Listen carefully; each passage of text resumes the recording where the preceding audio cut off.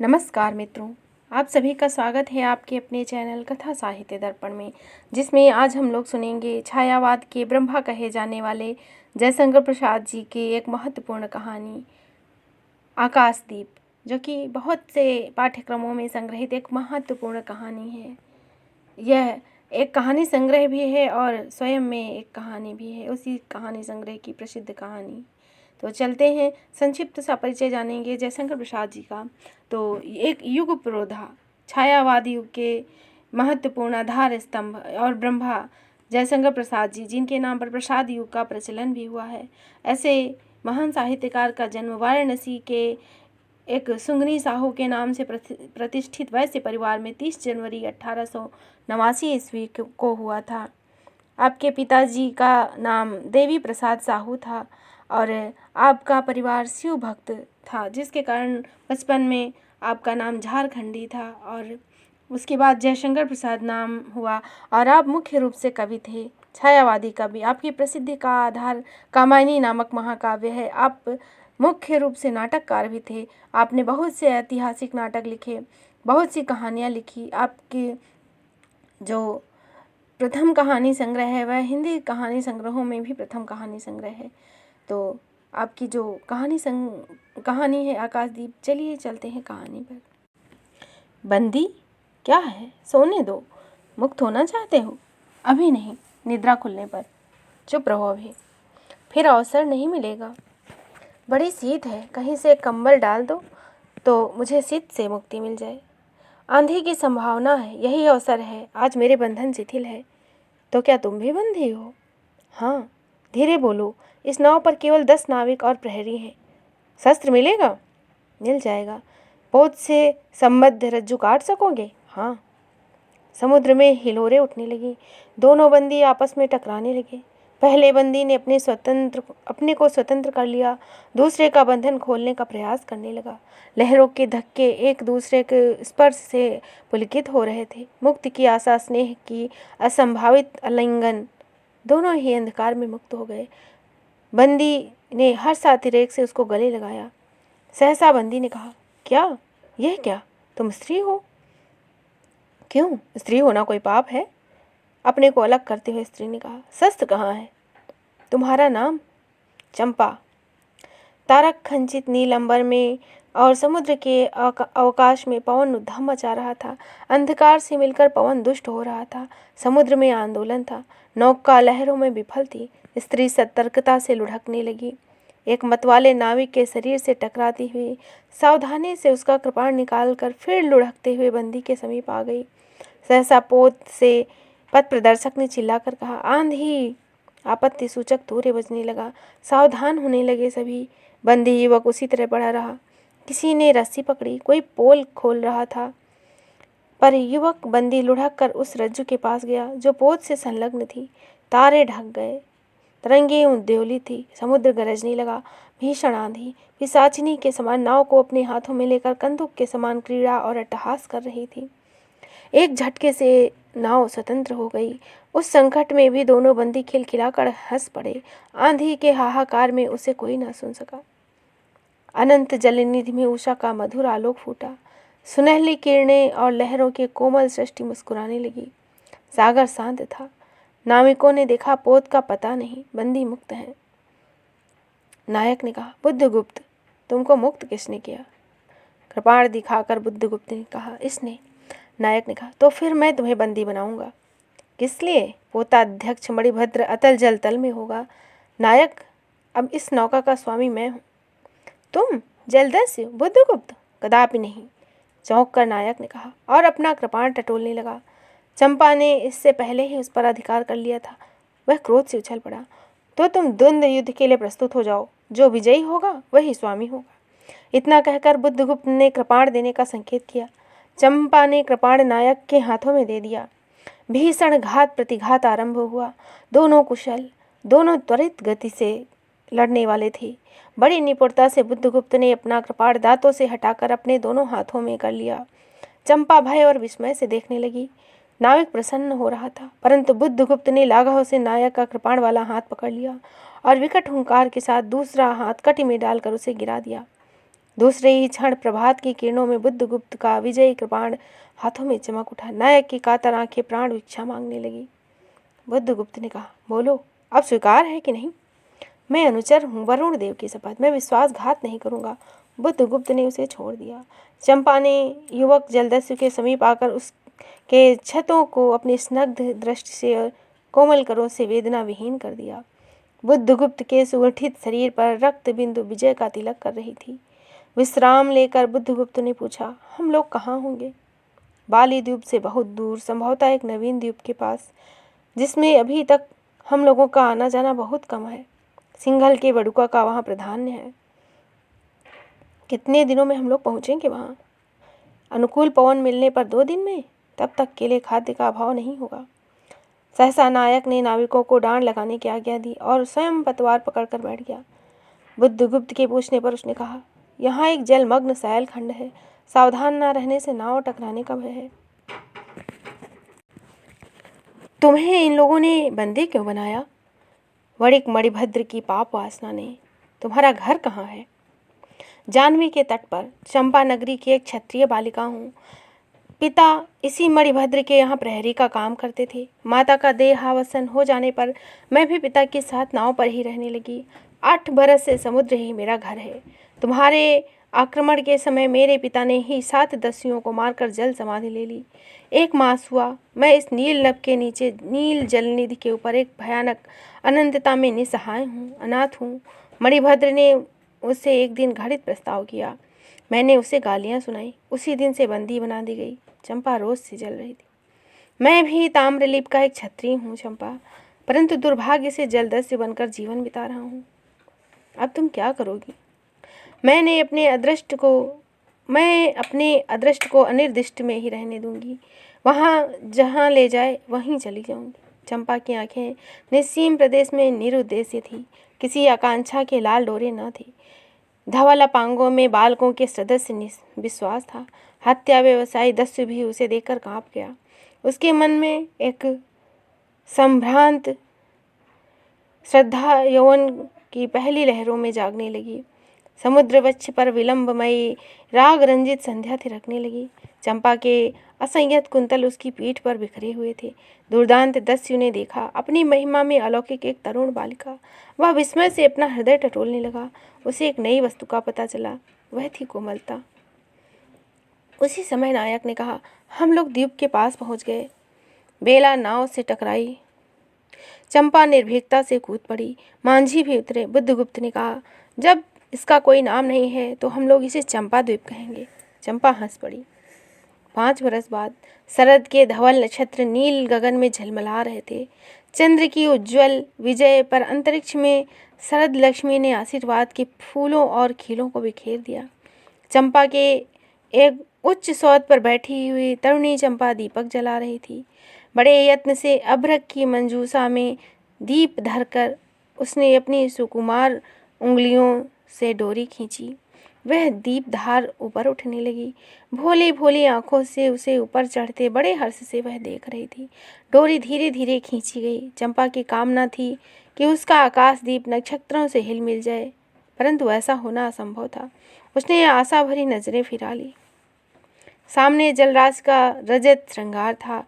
वरुण बालिकाओं के लिए लहरों से हीरे और नीलम की क्रीड़ा शैल मालाएं बन रही थी और वे मायाविनी छलनाएं अपनी हंसी का कलनाद छोड़कर छिप जाती। दूर दूर से धीवरों का वंशी झनकार उनके संगीत में मुखरित होता। चंपा ने देखा कि तरल संकुल जलराज में उसके कंडील का प्रतिबिंब अस्त व्यस्त था। वह अपनी पूर्णता के लिए सैकड़ों चक्कर काटता। वह अनमनी होकर उठ खड़ी होती। किसी के पास न देकर पुकारा उसने, जया। एक श्यामा युवती सामने खड़ी थी। वह जंगली थी। नील नभोमंडल में से मुख शुद्ध नक्षत्रों की पांति के समान उसके दांत। वह चंपा को रानी कहती थी। बुद्धगुप्त की आज्ञा यही थी। महानाविक कब तक आवेंगे? बाहर पूछो तो, चंपा ने कहा। जया चली गई। दूरागत पवन में चंपा के अंचल में विश्राम लेने की इच्छा थी। उसके हृदय में गुदगुदी हो रही थी। आज ना जाने क्यों वह बेसुध थी। वह दीर्घ काल दृढ़ पुरुष ने उसकी पीठ पर हाथ रख चमत्कृत कर दिया। उसने फिरकर कहा, बुद्धगुप्त। बावली हो क्या? यहाँ बैठी हुई अभी तक दीप जला रही हो? तुम्हें यह काम करना है? क्षीर निधि शाही अनंत की प्रसन्नता के लिए क्या दासियों से आकाश दीप जलवाऊं मैं? हंसी आती है। तुम किसको दीप जलाकर पथ दिखाना चाहती हो? उसको जिसको तुमने भगवान मान लिया है। हाँ, वह भी कभी भटकते हैं, भूलते हैं, नहीं तो बुद्धगुप्त को इतना ऐश्वर्य क्यों देते? तो बुरा क्या हुआ? इस दीप की अधीश्वरी चंपा रानी, मुझे इसी बंदी गृह से मुक्त करो। अब तो बाली, जावा और सुमात्रा का वाणिज्य भी केवल तुम्हारे ही अधिकार में है महानाविक। परंतु मुझे उन दिनों की स्मृति अधिक सुहावनी लगती है जब तुम्हारे पास एक ही नाव थी और चंपा के उपकूल में पण्य लाद कर हम लोग सुखी जीवन बिताते थे। इस जल में अगणित बार हम लोगों को तरी आलोक में प्रभात में तारिकाओं की मधुर ज्योति में थिरकते हुए मिली। बुद्धगुप्त, उस विजन अनंत में जब मांझी सो जाते थे, दीप बुझ जाते थे, हम तुम परिश्रम से थककर पालों में शरीर लपेटकर एक दूसरे का मुंह क्यों देखते थे? वह नक्षत्रों की मधुर छाया। तो चंपा, अब उससे भी अच्छे ढंग से हम लोग विचार सकते हैं। तुम मेरी प्राणदात्री हो, मेरा सर्वस्व हो। नहीं नहीं, तुमने 10 युवरति नहीं छोड़ी, परंतु तुमने 10 युवरति छोड़ दी है, परंतु हृदय वैसा ही है, अकरुण, संतृष्ट और ज्वलनशील। तुम भगवान के नाम पर भी हंसी उड़ाते हो, मेरे आकाशदीप पर व्यंग करते हो। नाविक, उस प्रचंड आंधी में प्रकाश की एक एक किरण के लिए हम लोग कितने आकुल थे। मुझे स्मरण है, जब मैं छोटी थी, मेरे पिता नौकरी पर समुद्र में जाते थे। मेरी माता मिट्टी का दीपक बांस की पिटारे में भागीरथी के तट पर बांस के साथ ऊंचे टांग देती थी। उस समय वह प्रार्थना करती, भगवान, मेरे पथ भ्रष्ट नाविक को अंधकार में ठीक पथ पर ले जाना। और मेरे पिता बरसों बाद जब लौटते तो कहते, हे साध्वी, तेरी प्रार्थना से भगवान ने संकटों में मेरी रक्षा की है। और वह गदगद हो जाती। मेरी माँ, आह नाविक, यह उसी की पुण्य स्मृति है। मेरे पिता, वीर पिता की मृत्यु के निष्ठुर कारण जलदस्यु, हट जाओ। सहसा चंपा का मुख क्रोध से भीषण होकर बदरंग होने लगा। महानाविक ने कभी यह रूप न देखा था। वह ठठाकर हंस पड़ा। यह क्या चंपा, तुम अस्वस्थ हो जाओगी, सो जाओ, कहता हुआ चला गया। चंपा मुट्ठी बांधे उन्मादिनी सी घूमती रही। निर्जन समुद्र के उपकूल में वेला से टकराकर लहरें बिखर जाती हैं। पश्चिम का पथिक थक गया था, उसका मुख पीला पड़ गया। अपनी शांत गंभीर हलचल में जलनिधि में विचार में निमग्न था, जैसे प्रकाश की उन मिलिन किरणों से विरक्त था। चंपा और जया धीरे धीरे उसी तट पर आकर खड़ी हो गई। तरंगों से उड़ते हुए पवन ने उनके वसन को अस्त व्यस्त कर दिया। जया के संकेत से एक छोटी सी नौका आ गई। दोनों के उस पर बैठते ही नाविक उतर गया। जया नाव खेने लगी। चंपा मुग्ध सी समुद्र के उदास वातावरण में अपने को मिश्रित कर देना चाहती थी। इतना जल, इतनी शीतलता, हृदय की प्यास न बुझी। क्या मैं पी सकूंगी? नहीं तो जैसे वेला में चोट खाकर सिंधु चिल्ला उठता है, उसी के समान रोदन करूं, या जलते हुए स्वर्ण गोलक सदस्य अनंत जल में डूबकर बुझ जाऊं। चंपा को देखते देखते पीड़ा और ज्वलन से आरक्त बिंब धीरे धीरे सिंधु में चौथाई, फिर आधा, फिर पूर्ण जल में विलीन हो गया। एक दीर्घ निश्वास लेकर चंपा ने मुंह फेर लिया। देखा तो महानाविक का बजरा उसके पास है। बुद्धगुप्त ने झुककर हाथ बढ़ाया। चंपा उसके सहारे बजरे पर चढ़ गई। दोनों पास पास बैठ गए। इतनी छोटी नाव में इधर उधर घूमना ठीक नहीं। पास ही वह जलमग्न शैलखंड है। कहीं नाव टकरा जाती या ऊपर चढ़ जाती तो अच्छा होता। बुद्धगुप्त, जल में बंदी होना कठोर प्राचीरों से तो अच्छा है। आह चंपा, तुम कितनी निर्दय हो। बुद्धगुप्त की आज्ञा तो देखो, मुझे आज्ञा देकर तो देखो।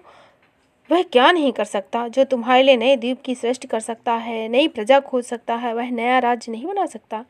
उसकी परीक्षा लेकर तो देखो। कहो चंपा, वह कृपाण से अपना हृदय पिंड निकाल कर अपने हाथों से अतल जल में विसर्जन कर दे।